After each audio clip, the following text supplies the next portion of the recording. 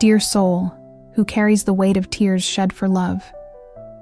Heart that beats in the rhythm of pain, questioning why that feeling that should be a source of joy has become a source of so much suffering. I see you in this moment, sitting in the silence of dawn, with your chest tight and your mind spinning in infinite circles, trying to understand where everything went wrong, where the love you offered so purely transformed into a wound that burns in your soul. I am Gabriel, messenger of divine love, and I come through this message to whisper truths that your heart already knows, but that your wounded mind cannot yet accept. I came to tell you that this suffering you feel is not punishment.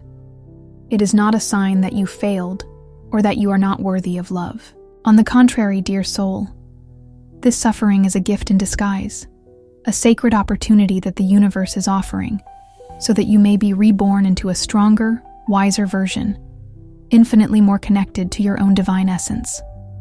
I know these words may sound strange to your hurt ears. How can suffering be a gift? How can this pain that corrodes your chest, that takes away sleep, that makes each morning seem like a burden too heavy to carry, be something good? I understand your confusion, dear one, because when we are in the eye of the emotional hurricane, when our soul is fragmented by the shards of a love that did not correspond the way we expected, it is almost impossible to see beyond the immediate pain. But let me tell you a secret that angels have known for eternities.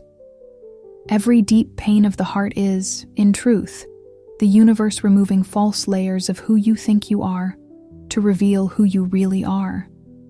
Each tear you shed for that love that did not blossom as you dreamed was watering invisible seeds of self-knowledge, of inner strength, of self-compassion that have not yet fully sprouted, but are already moving beneath the earth of your being. When you suffer for love, dear soul, you are, unknowingly, going through a process of spiritual purification that few have the courage to traverse. You are being molded by the invisible hands of the divine, sculpted like a work of art that needs to go through fire to reveal its true beauty. This suffering is not random. It is not cruel. It is surgical, precise, designed specifically to remove from you everything that is not authentic, everything you built upon external expectations, upon the need for approval, upon the fear of not being loved. The love that made you suffer came to teach you something fundamental. You do not need anyone to complete your essence. You are already complete, already perfect, already worthy of all the love in the universe exactly as you are. But to discover this truth, first you needed to go through the experience of seeking outside what was always within. You needed to feel the pain of rejection to discover that the only approval that truly matters is your own. You needed to experience the sensation of having your heart broken to learn that you have the power to rebuild it stronger and more beautiful than before. This person who made you suffer, dear one, was, unknowingly, a divine instrument sent to awaken in you the urgent need to reconnect with your own worth. They came to show where you were still depositing your personal power in the wrong hands, where you were still seeking external validation for matters that can only be resolved internally. It was not cruelty from the universe. It was divine precision, placing in your path exactly the experience your soul needed to grow. I see you questioning, but why did it have to hurt so much? Why couldn't it have been gentler? And I answer you with all the tenderness of my angelic being. Because, dear soul, you are stronger than you imagine. Because your capacity to love, to feel, to surrender completely is so powerful that only proportional pain could break the barriers you had built around your heart. You needed to feel this intensity to awaken to your own intensity, to your own depth, to your own capacity to rise from ashes more beautiful than before. Look back for a moment and observe how this pain has already transformed you. See how you developed a sharper sensitivity to recognize people's true intentions. Notice how you can now identify more quickly when someone is not energetically aligned with you. Note how your intuition has become sharper, how your ability to establish healthy boundaries has expanded, how your understanding of what you truly deserve and desire in a relationship has clarified. This pain you feel is, actually, your heart expanding. It is your soul preparing to receive a love so pure, so true, so aligned with your essence that it will make all this suffering make sense retroactively. You are being prepared for an experience of love that will be so deep and transformative that you will look back and thank for every tear shed, because it was through them that you became capable of recognizing and receiving this love when it arrives. The universe never wastes pain, dear soul. Each wound in your heart is being carefully transformed into wisdom. Each sleepless night is strengthening your capacity to be alone with yourself without despair. Each moment of questioning your own worth is, paradoxically, building a more solid foundation of self-acceptance and self-love. I want you to close your eyes for a moment and feel the presence of my angelic love surrounding you like a golden mantle of protection and healing. Breathe deeply and allow this energy to enter the most wounded places of your heart. Feel how, even in pain, there is a force pulsing within you, a force that has not abandoned you, even in the most difficult moments, a force that sustained you when you thought you could not continue. This force, dear one, is your direct connection to divine love. It is living proof that you were never truly alone, never truly helpless. The love you seek outside already exists within you in infinite and inexhaustible form. This suffering came to remind you of this, to force you to look within and rediscover the treasure that was always there, patiently waiting for you to stop looking outside for what you already possessed. Now I will ask you a question that can completely change your perspective. What if this suffering is exactly the experience your soul chose to live before incarnating? What if, at some deeper level of your consciousness, you knew you would need to go through this specific pain to awaken to aspects of your inner divinity that would otherwise remain dormant? What if this person who hurt you is actually a courageous soul who agreed to play a difficult role in your journey of spiritual evolution? I am not saying you should thank for the pain or romanticize suffering. I am saying you can choose to see this experience through a broader, more spiritual lens, more connected to your soul's greater purpose. You can choose to transform this pain into fuel for your growth, into compassion for others who suffer for love, into wisdom that will guide you in all your future relational choices.